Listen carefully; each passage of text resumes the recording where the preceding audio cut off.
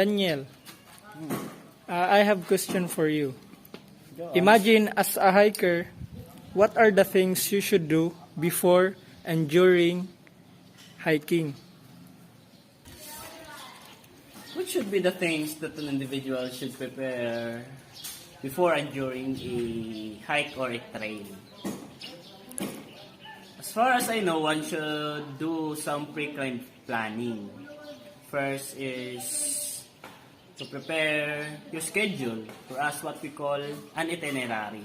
Itinerary contains the scheduled day of which it is may day 1, day 2, day 3, and so on and so forth.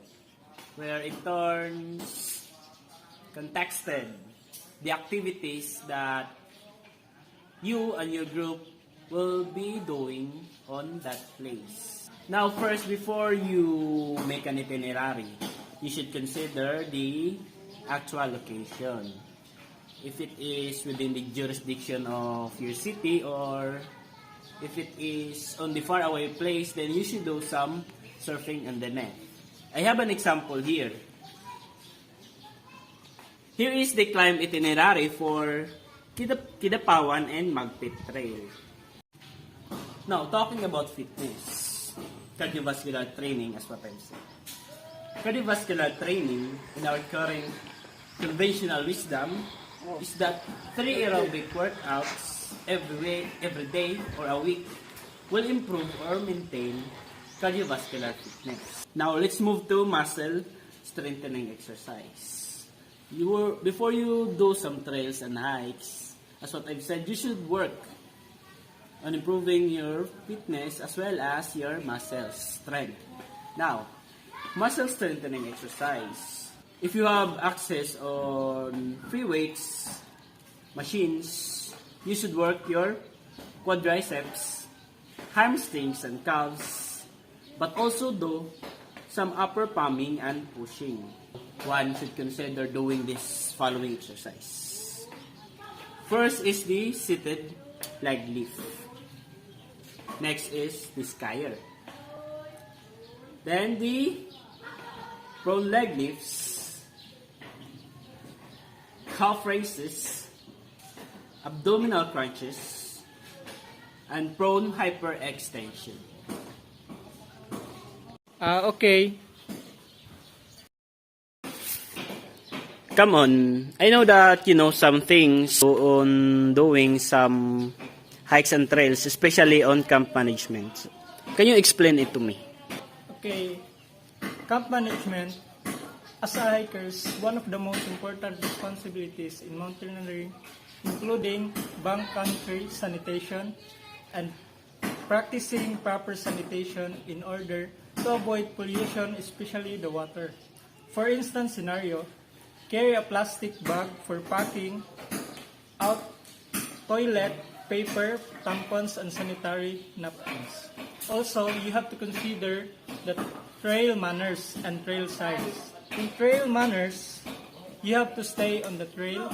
Don't walk around a muddy spot to spare your boots. You have to stay on the trail.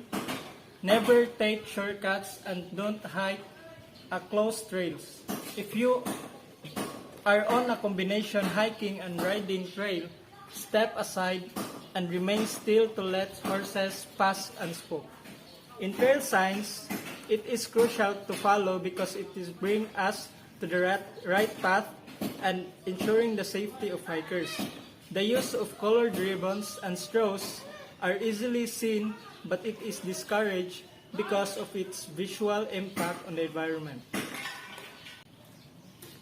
Oh, as far as I know, in doing trails and hike, an individual should bring items for his or her accommodation as well as for his or her group. Can you explain it to me or discuss a few things? There are several equipment you need for hiking and backpacking. So, feet first, meaning hikers wear boots instead of shoes because it provides two main kinds of protection. For instance, you don't twist an ankle, and a for soles for the sharp rocks and pounding. So another is cab shelter. A tent is also better because it cuts the wind and holds in your body heat. So it can be 10 to 20 degrees warmer than outside.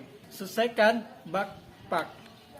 You have to prepare backpack because it has a rigid frame to distribute the pack's weight. And importantly, don't forget to prepare climbing checklist. Includes food provision, survival kit, emergency ration, first aid kit, important, repair kit, toiletries, optional items like umbrella, face towel, tarp shelter, and etc. On the other hand, in backpacking, of course, you'll also need to take other items of daily life. For example, while specialized backpacking cook sets, you probably have a lightweight pot around the kitchen. For water bottles, you can use plastic soda bottles, although they are more fragile than standard water bottles. And lastly, for pack cover, try a plastic garbage bag. That's all.